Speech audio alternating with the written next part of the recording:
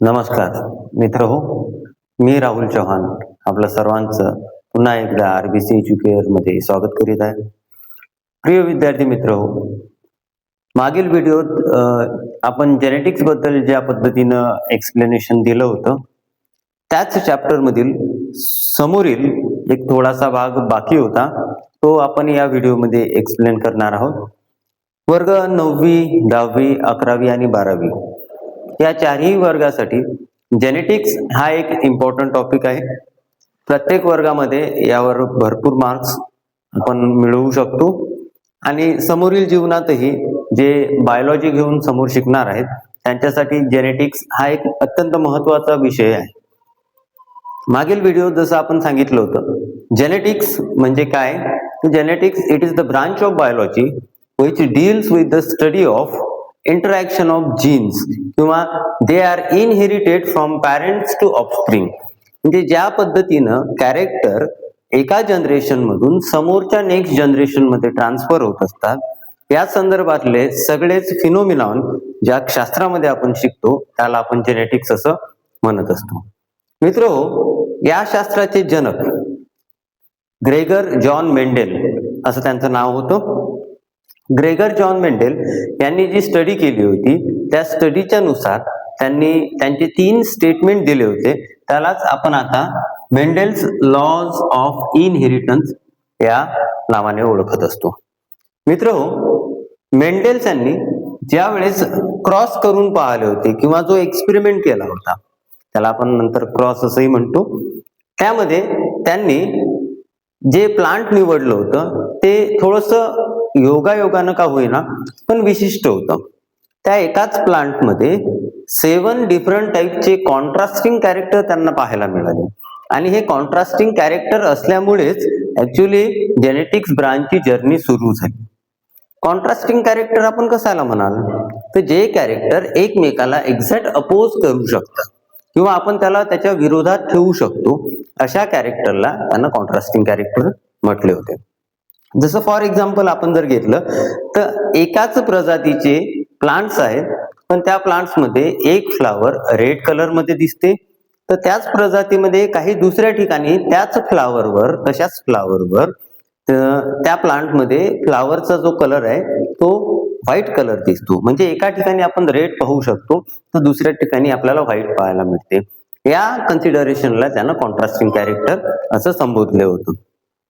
मित्र, यासाठी त्यांनी जो सुरुवातीचा क्रॉस घेतला होता त्या क्रॉस मध्ये त्यांनी 1 पेअर ऑफ कॉन्ट्रास्टिंग कॅरेक्टर घेतलं होतं.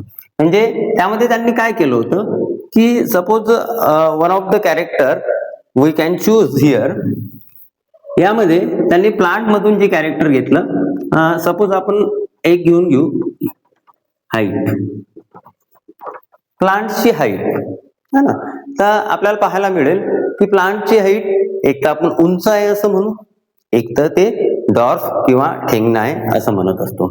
तर त्यांनी सेम हेच कॅरेक्टर घेऊन एक क्रॉस करून बघितला. त्यांनी सुरुवातीचं जे प्लांट घेतलं होतं, मित्र, जे प्लांट त्यांनी निवडलं होतं ना त्या प्लांटचं नाव आहे,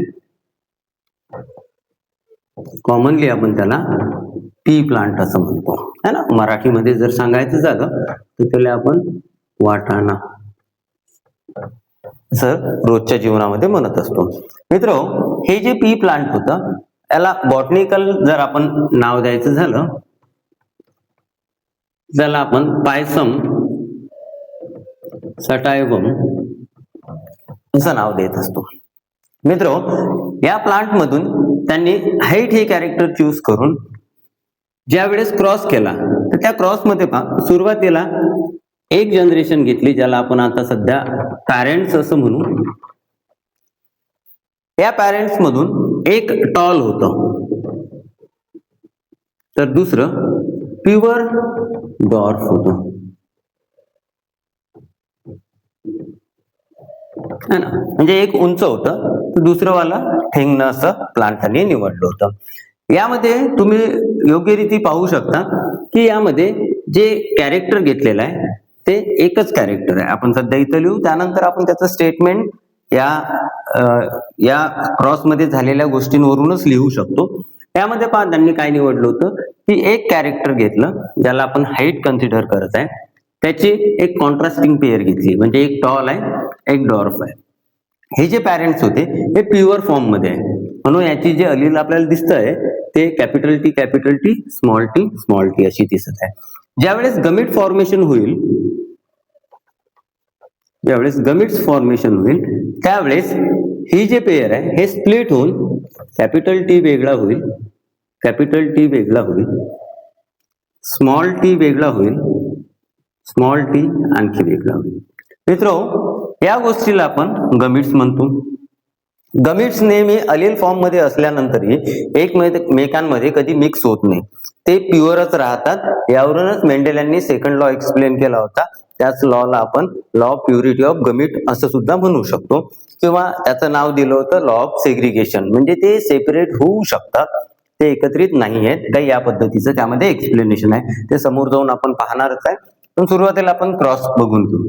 यामध्ये काय होईल, प्रोबॅबिलिटी ज्या पद्धतीने आपण सांगत असतो त्या प्रोबॅबिलिटीनुसार हे यासोबतही जाऊ शकते, हेच यासोबतही पेअर करू शकते, हे यासोबत पेअर करू शकते, आणि हे गमिट यासोबत पेअर करू शकते. रिझल्ट काही असे दिसतील आपल्याला, capital T small T, capital T small T, capital T small T, capital T small T.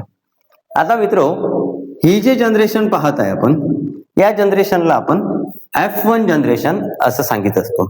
यामध्ये आपल्याला जे सगळे दिसत आहे कॅपिटल टी आणि small T, capital T small T, चारही याच्यामध्ये जर आपण पाहिलं तर यामध्ये सर्वच प्लांट आपल्याला दिसायला टॉल दिसतील,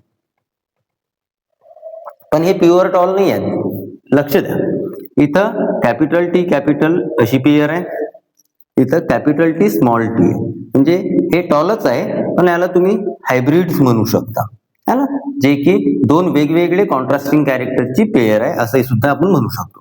परंतु आता इथं जर आपण लक्ष देऊन पाहिलं, आता याचे जर गमिट्स तयार केले तर हे गमिट्स काही असे होतील, capital T small T, capital T small T. आता जर आपण याचं क्रॉस केलं तर हे क्रॉस ज्यामध्ये आपण चेक करतो, एक नंतर सायंटिस्ट येऊन गेले जे पुनेट नावाचे होते, त्यांनी जे एक्सप्लेन केलं होतं त्यावरून याला पुनेट स्क्वेअर किंवा चेकर बोर्ड असे नाव देण्यात आलेलं आहे. पहा मित्रो, हा एक आहे आणि हा दुसरा वाला पॅरेंट्स आहे. तर आपण एक पॅरेंट्स त्याची गमिट्स इकडच्या साईडला लिहून घेऊ, दुसरे वाल्याचे गमिट्स इकडच्या साईडला.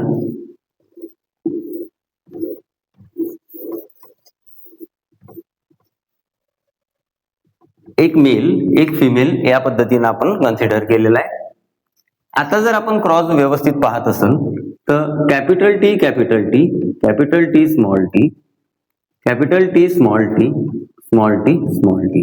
आता दिसायला पहा कसं दिसेल, capital T capital T, capital T small T, capital T small T, small T small T. हे दोन्ही एकसारखे आहे, म्हणून आपण काही असं करू शकतो, याच्या ठिकाणी 2 लिहू, या ठिकाणी 1 आणि या ठिकाणी 1. तर फिनोटिपिकली आपल्याला काही एक प्युअर टॉल प्लांट दिसेल, 2 टॉलच असतील पण हायब्रिड्स असतील जे प्युअर नाहीये, एक डॉर्फ वालं प्युअर असेल पण ते शॉर्ट वालं असेल, काही या पद्धतीचे रिझल्ट दिसतील. फिनोटिपिकली जर पाहायला गेलं तर हे तिन्ही प्लांट टॉलच आहे, म्हणून आपण याला 3:1 असंही म्हणू शकतो. हा जो क्रॉस होता, या क्रॉस मध्ये सुरुवातीपासून जर लक्ष दिलं तर यामध्ये एकच कॉन्ट्रास्टिंग कॅरेक्टर होता, हाईट. म्हणून हा जो क्रॉस आहे या क्रॉसला त्यांनी नाव दिलं मोनो हायब्रिड क्रॉस. काय नाव दिलं मित्रो? Mono hybrid cross. परत एकदा पहा, यामध्ये आपण प्युअर कॉन्ट्रास्टिंग कॅरेक्टर असणारे पॅरेंट्स घेतले, त्यामध्ये कॅपिटल टी प्युअर टॉल वाला प्लांट घेतला, स्मॉल टी प्युअर डॉर्फ वाला घेतला, त्यानंतर त्याचे गमिट वेगवेगळे केले, त्याचं F1 जनरेशन मधील पहिली पॉसिबिलिटीज पाहिली. ज्यावेळेस आपण वापस F1 जनरेशन क्रॉस केलं त्यावेळेस काही आपल्याला या पद्धतीचे प्लांट्स मिळाले, ज्याचा रेशो 1:2:1 किंवा 3:1 काही या पद्धतीनं दिसत होता आपल्याला. हा फिनोटिपिक रेशो आहे. जिनोटिपिक रेशो वरचा पकडतो आपण, फिनोटिपिक रेशो खालचा पकडतो. तर मित्र हा होता मोनोहायब्रिड क्रॉस. सेम याच पद्धतीनं टू कॉन्ट्रास्टिंग कॅरेक्टर घेऊन आणि आणखी एक क्रॉस केला ज्याला आपण डायहायब्रिड क्रॉस म्हणत असतो. आणि यावरूनच त्यांनी 3 स्टेटमेंट बनवले होते. मित्र व्यवस्थित लक्ष द्या. यामध्ये त्यांचं काय म्हणणं होतं की जे कॅरेक्टर पॅरेंट्स मधून इनहेरिट होत आहे, कॅपिटल टी आपल्याला काय दाखवत आहे, टॉल. जे कॅरेक्टर पॅरेंट्स मधून इनहेरिट होत आहे आणि F1 जनरेशन मध्ये दिसत आहे, तर इथं F1 जनरेशन मध्ये आपल्याला कोणतं कॅरेक्टर दिसत होतं, टॉल. जे F1 जनरेशन मध्ये दिसत आहे त्या कॅरेक्टरला आपण डॉमिनंट म्हणणार आहे, डॉमिनंट. आणि जे कॅरेक्टर यामध्ये सप्रेस झालं म्हणजे जे दाबल्या गेलं त्या कॅरेक्टरला आपण रिसेसिव्ह असं नाव देणार आहोत. तर यावरूनच जॉन ग्रेगर मेंडल यांनी पहिलं स्टेटमेंट दिलं होतं ज्याला आपण मेंडेल फर्स्ट लॉ म्हणू शकतो. त्याचं स्टेटमेंट काही पुढील प्रमाणे आहे. बघा मित्रो, ज्या पद्धतीनं मेंडेल यांनी एक कॉन्ट्रास्टिंग कॅरेक्टर घेऊन क्रॉस केला होता ज्याला आपण मोनोहायब्रिड क्रॉस म्हटलं होतं, त्यावरून त्यांनी जे पहिलं स्टेटमेंट दिलं होतं ज्याला की आपण मेंडेल्स लॉ ऑफ इनहेरिटन्स मधला फर्स्ट लॉ म्हणत असतो, त्या लॉला लॉ ऑफ डॉमिनन्स या नावानेही ओळखल्या जाते. मित्रो बोर्डवर तुम्हाला दिसत आहे, व्हेन टू होमोझायगस इंडिव्हिज्युअल, आपण जसं मागे पाहिलं होतं तर आपण पॅरेंट्स जे घेतले होते ते पॅरेंट्स 2 होते है ना. इंडिव्हिज्युअलचा अर्थ आहे स्पीसीज है ना. असं काही परफेक्ट नाहीये की ते प्लांट होतं म्हणून प्लांट मध्येच असं होत असेल. Individual means those are living organisms. मग त्यामध्ये अॅनिमल्स असू शकतात, प्लांट्स असू शकतात, सर्व काही असू शकते. त्याची गोष्ट चालू आहे. यामध्ये त्याचं म्हणणं आहे टू होमोझायगस इंडिव्हिज्युअल म्हणजे त्या स्पीसीज मधले आपण 2 पॅरेंट्स घेतले ज्यामध्ये आपण एक 1 कॉन्ट्रास्टिंग कॅरेक्टर निवडलं अभ्यास करायसाठी आणि त्यानंतर त्याचा जो क्रॉस केला म्हणजे आपण जो मागे पाहिला क्रॉस, त्यामध्ये जे कॅरेक्टर एक्सप्रेस होते किंवा अपियर होते, एक्सप्रेस अपियर जे की आपल्याला F1 जनरेशन मध्ये पाहायला मिळेल त्याची गोष्ट चालू आहे. In F1 are called as a dominant. त्या कॅरेक्टरला त्याने डॉमिनंट असं नाव दिलं. आणि जे कॅरेक्टर सप्रेस होते है ना, सप्रेसचा अर्थच काय, डू नॉट अपियर, जे आपल्याला दिसणार नाही, कुठे दिसणार नाही, F1 जनरेशन मध्ये, म्हणजे ते त्यामध्ये प्रेझेंट असेल. पहा यामध्ये कॅपिटल टी सोबत सोबत स्मॉल टी प्रेझेंट आहे, पण हे जे प्लांट होतं हे दिसायला आपल्याला टॉलच दिसत होतं. म्हणजे हा जो आहे कॅपिटल टी वाला तो कॅरेक्टर डॉमिनंट झाला आणि स्मॉल टी वाला जो आहे तो काय झाला, रिसेसिव्ह झाला. हे स्टेटमेंट ज्या लॉ मध्ये दिलं होतं त्या लॉला लॉ ऑफ डॉमिनन्स असं त्यांनी म्हटलं होतं. यांनी त्याचवरून जो सेकंड लॉ लिहिला होता त्यामध्ये आपण मागे जसं पाहिलं होतं, बघा मित्रो, मागील मोनोहायब्रिड क्रॉस वरून जो पहिला वाला आपण लॉ ऑफ डॉमिनन्स बघितला, त्यानंतर ग्रेगर जॉन मेंडल यांनी सेकंड लॉ जो एक्सप्लेन केला होता त्या लॉचं नाव होतं लॉ ऑफ सेग्रिगेशन. मित्र, सेग्रिगेशन इन शॉर्ट मध्ये तुम्हाला लक्षात ठेवायसाठी तुम्ही सेपरेशन हे लक्षात ठेवू शकता. पण लिहायचं आपल्याला सेग्रिगेशनच आहे. सेपरेशन आपण कॉमन लँग्वेज मध्ये वापरतो. सेग्रिगेट होणे म्हणजेच वेगवेगळे होणे, विभाजित करणे किंवा डिफरन्शिएट करणे, क्लासिफाईड करणे, त्यालाच आपण सेग्रिगेट करणे असंही म्हणू शकतो. या लॉ मध्ये त्यांनी सांगितलं होतं व्हेन हायब्रिड, पहा मित्रो, आपण सुरुवातीला घेतलं होतं पॅरेंट्स. या प्रत्येक ठिकाणी तुम्हाला जे टर्मिनॉलॉजी येईल ते टर्मिनॉलॉजी लक्षात ठेवणं अत्यंत महत्वाचे आहे. सुरुवातीला आपण क्रॉस करायसाठी ज्यांना निवडलं होतं त्या गोष्टीला आपण पॅरेंट संबोधलं होतं. त्यानंतर जे तयार होत होतं त्याला आपण गमिट्स म्हटलं होतं. आणि जे पहिला क्रॉस केल्यानंतर जे आपल्याला दिसत होतं त्या गोष्टीला आपण पहिली वाली जनरेशन म्हणजे F1 जनरेशन म्हणत होतो. है ना मित्रो, यामध्ये आपल्याला कॅपिटल टी स्मॉल टी दिसत होता, त्या गोष्टीला आपण F1 जनरेशन म्हटलं होतं. मी तुम्हाला त्याही वेळेस आठवण दिली होती की ते प्युअर नाही आहेत, त्याला तुम्ही हायब्रिड असंही म्हणू शकता.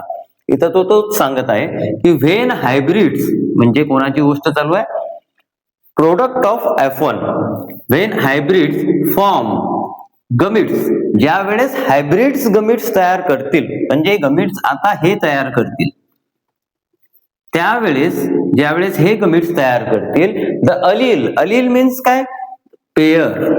अलीलचा अर्थ काय, ज्याला आपण पेयर म्हणू शकतो, ते पेयर सेग्रिगेट होते. सेग्रिगेटचा अर्थ इथं आपण काय सांगितला होता, सेपरेट होते. सेग्रिगेटेड फ्रॉम इच अदर, एकमेकांपासून ते वेगवेगळे होईल आणि दोन वेगवेगळ्या गमिट्स मध्ये ट्रान्सफॉर्मेशन होईल आणि आपल्याला भेटेल नवीन वाले पण वेगवेगळे गमिट्स इथं मिळतील. त्यामध्ये आपण पाहू शकतो की प्युअर जे पॅरेंट्स होते त्यानंतर जे F1 मध्ये हायब्रिड मिळालं होतं त्याही पेक्षा गमिट्स त्यांच्या सोबतच होते अलील फॉर्म मध्ये, पण ते एकमेकांमध्ये कधी मिक्स नाही झाले.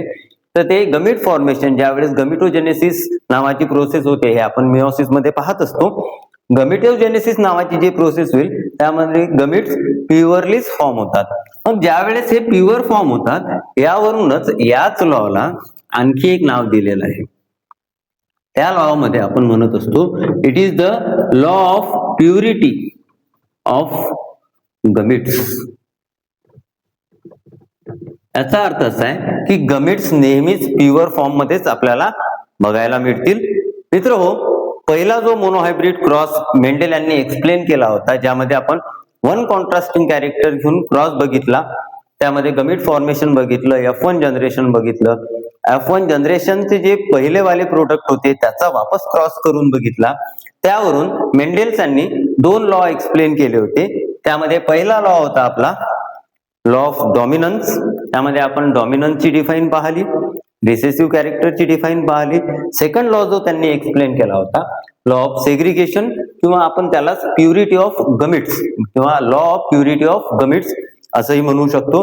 मित्रहो, पहिल्या क्रॉसवरून मेंडेल यांनी हे दोन लॉ एक्सप्लेन केले होते.